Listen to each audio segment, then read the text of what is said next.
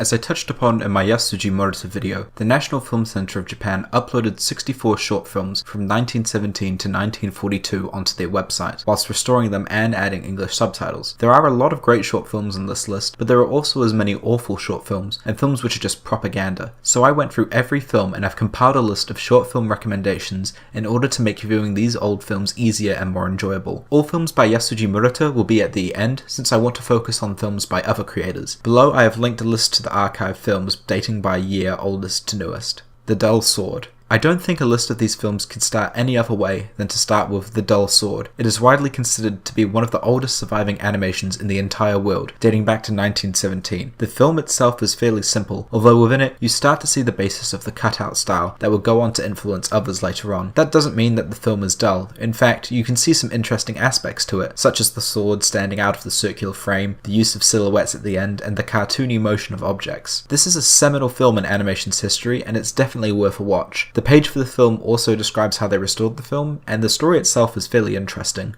A Story of Tobacco. This is a funny little experimental short, combining live action and cutout animation into a short tale about tobacco. Besides the film's unique presentation, it offers little than a simple narrative, but the combination of live action and cutout animation is enough to make this film stand out. The quality of the cutout interacting with real life is stunning, and it's a shame that the second half of the film is missing, but what they have included in the restoration is worthy of a watch. Burglars of Baghdad Castle. I mentioned this in my Asaji Murder video to show how detailed Murder's works were in comparison to his contemporaries, but Burglars of Baghdad Castle is still one of the better films in the restoration project. This is one of the only period drama films that actually features a full-on war with full-screen units moving through in cutout style. The film also contains some pretty impressive backgrounds given the time, with some use of layers and interesting perspective. Considering that this is the directorial debut of Noboru Ofuji, I think it's crazy that this was the first thing he was able to put out there. Spring Song. Another film by Noboru Ofuji. This time the piece is a music video. Although the original was a talkie, the version online does not contain the music, but I think the use of the cutout style in the film is enough merit on its own to warrant a watch. Perhaps not Ofuji's best given his previous film, but still an interesting direction for sound animation.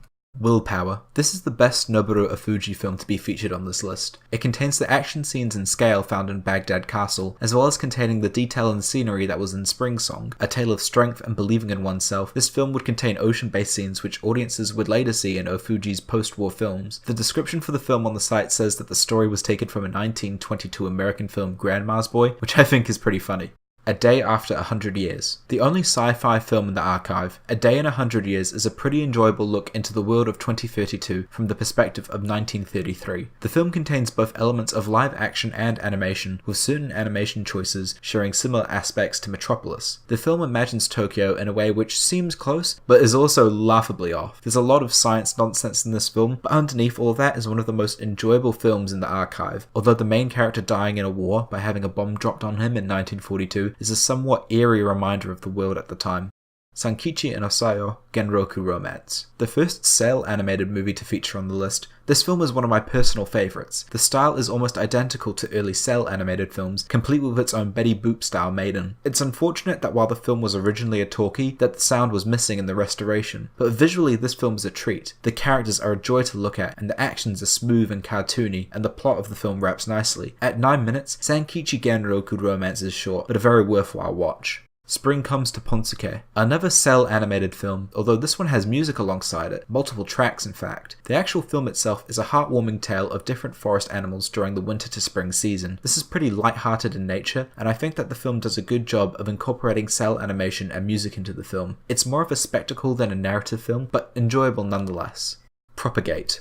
Propagate is the only film by Shigeji Ojino that I could stand. The description lists it as, this work dynamically expresses the organic growth and propagation of plants by using geometrical figures, and while that's true, the film is essentially a visually interesting shapes film, as like his previous film, Expression. If you're into somewhat trippy or avant-garde presentations, then this short film might just be for you. The Making of a Color Animation. A short look at how cel animation was done in Japan. It's a very humbling experience, and I always find these behind-the-scenes films to be interesting. The actual film being made is Princess Katsura, which seems to be another short film, although not included in the restoration. If you're a production fan, then perhaps you'd be interested to see them at work.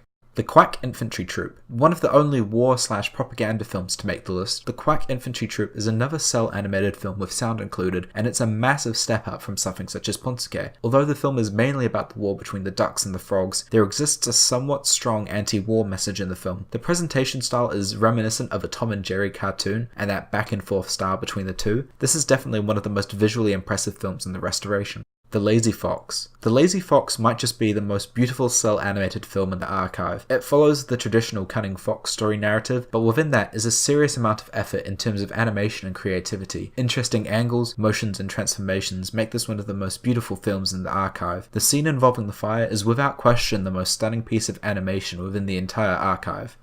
The Asaji Murder block. I've compiled all of the Asaji Murder films into this one block, because I did that video about him yesterday, so all of these films are his best ones that are in the archive. Yasuji Murata's Monkey and the Crabs, The Animal Olympics, My Ski Trip, A Wolf is a Wolf, Animated Review Spring, Rascal Raccoon, and if you can handle propaganda but want some of the best animated films, Momotaro in the Sky and Momotaro Under the Sea. Hopefully this list gives you enough to watch over the holiday season. These are my hand-picked favourites, and I think that it makes viewing these films a lot easier than just trying to power through all of them. I've been Kazimoto, subscribe and follow me on Twitter, as well as share my 12 days of anime content around. Adios.